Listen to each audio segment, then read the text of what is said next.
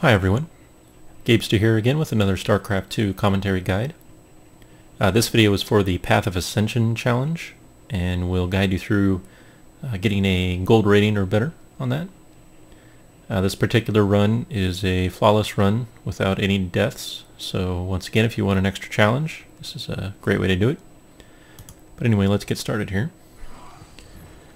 So you can see this is like the other two challenges in this vein.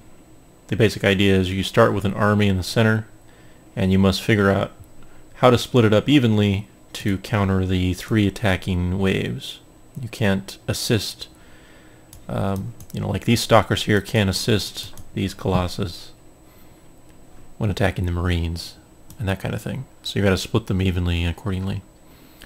So anyway, you can see the split here is a little abnormal. You actually want to take 2 colossus that you normally, ideally you're supposed to use these on the marines, but you can actually do this with 3 colossus. So take 2 of those plus your sentry, which is kind of your extra boost unit.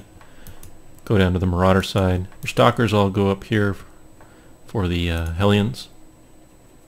And then once you're in position, you just get it started. So here we go. So basically with the stalkers, I just kind of put them in a somewhat concave, and you can kind of select half of them and queue up a few attacks. You can see that's what I'm doing here. But really the idea is pretty simple. Just look for the low health ones, and they have blink, so just blink them back, and that should force the AI to attack another target. So that's a real easy wave. This one can be a little bit difficult, but again, you're doing it with 3 colossus, and you're supposed to use 5. So the basic idea here is you want to get these lined up so that the enemy units will come in at an even angle, and select them all, and then just use sort of a kite method.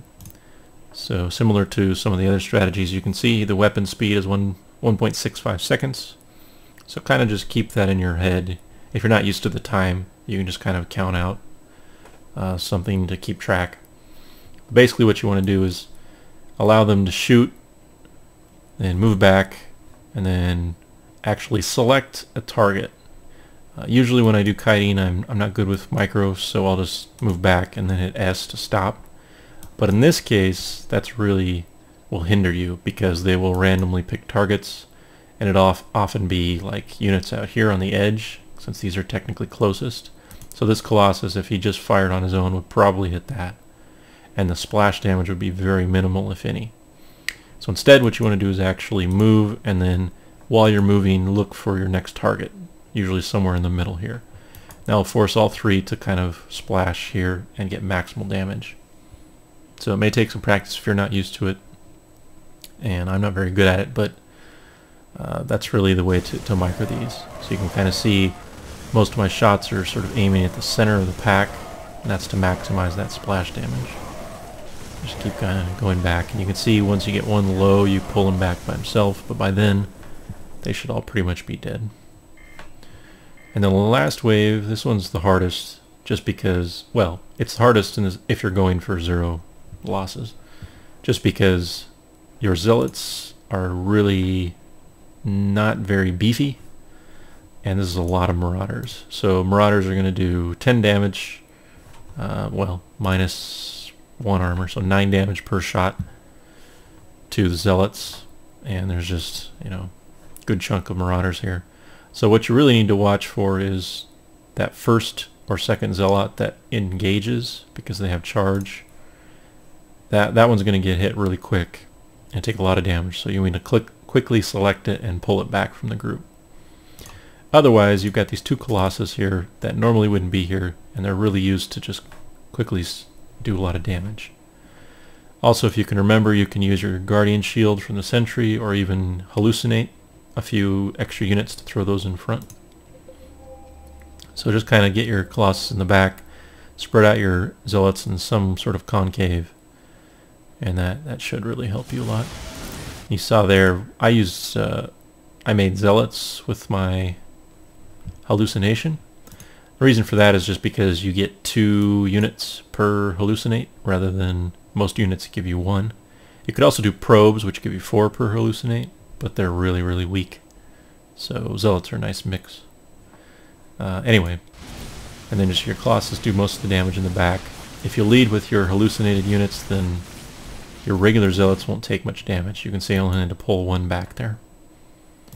So that's pretty much it. This wave will probably be the hardest if you're going for a perfect round, so just watch for that. Round 2 here. Once again, just got these 3 different armies. We got tanks, we got Thors, and battle cruisers. And then your extra unit this time is a High Templar. So in this case, you want to send the High Templar down to the bottom right with all your Void Rays. The reason you send the Void Rays is well, you can check the help tips, but they do a lot of damage to massive units. No, I guess they don't. I made that up. Well, anyway, obviously they charge up so they can do a lot of damage. But more importantly, actually, is that this guy has feedback. So that'll drain all their energy and do the damage equivalent, which means 200 extra damage to each of these, which is huge. So, yeah. All your immortals go up to the tank area, and then all your carriers up here. So, once you get them in position, you get started. Here we go. So, I make sort of a concave. Your carriers kind of bump each other in the air, so it's kind of hard to group them, but technically you should watch for splash damage from Thor air attacks. But really, carriers are real beefy, so you don't really have to worry about it too much. You can force them to all attack the same target, which is kind of handy. That will just get these down quicker. So queue up some attack commands, and then just micro away any carrier that happens to get low. And it's pretty simple.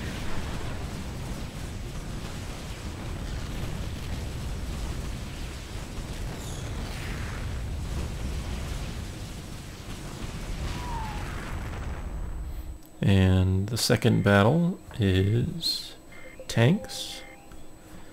And obviously, because of the hardened shield, making each attack only do 10 damage, mortals are very good. And actually, I should pause here. If you notice, the siege tanks tend to want to siege up once they engage. So, because they do more DPS against armored units as unsieged, you probably are meant to actually wait until they siege, or force them to siege, and then charge in, because they'll fire a lot slower. So the weapon speed there you can see is 3 when they're sieged, versus 1 second really when they're unsieged. And because either way they're going to do the minimum of 10 damage because of the hardened shields, what I really should have done, what you should do is force them to siege. And you can probably do that by just running in one and attacking a second and then running out. And then once they start the siege animation, then rush in. And you'll do a lot of damage, or at least get in there, and then, you know, clean up from there.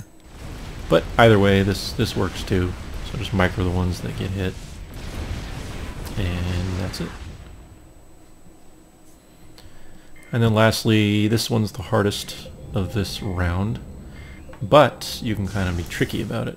You've probably seen this if you watch Starcraft 2 melee games, you know, people playing, like commentaries and stuff. This is a common tactic these days, to try to charge up your Void Rays on your own buildings, to try to get them their beam stack high, and then attack whatever it is you want to kill. So what I do is there's that incoming attack countdown, and it kind of pings the map over here. So once that ping goes off, I count 1 or 2 seconds, and then I start charging up. And then just watch your pylon's health. Obviously, if you kill your pylon, you fail, so you don't want to do that. But stop once it gets low. And if the battle cruisers are still not close enough, quickly force your Void Rays to attack your Templar. You don't want to actually let them do damage, but just a simple attack and then an S to stop, which you'll see I think I have to do. Just keeps their charge going. And then once the battle cruisers are in range, then make sure they all attack the same target, force them to attack, and then queue up the others. And then quickly switch to your Templar and queue feedbacks on all 3, starting with the one that the Void Rays are on. And if you do that, then you shouldn't have to worry about much. So you can see I'm charging up there, and I stop when it gets low. I do another quick attack on the Templar, and then I switch over to this one. Then I do my feedbacks, and you should have one Void Ray that gets low before they die, so make sure you micro him out, or actually two in this case. But that's pretty much it. Just using the feedback and charging up on your building before they come will really make it easier.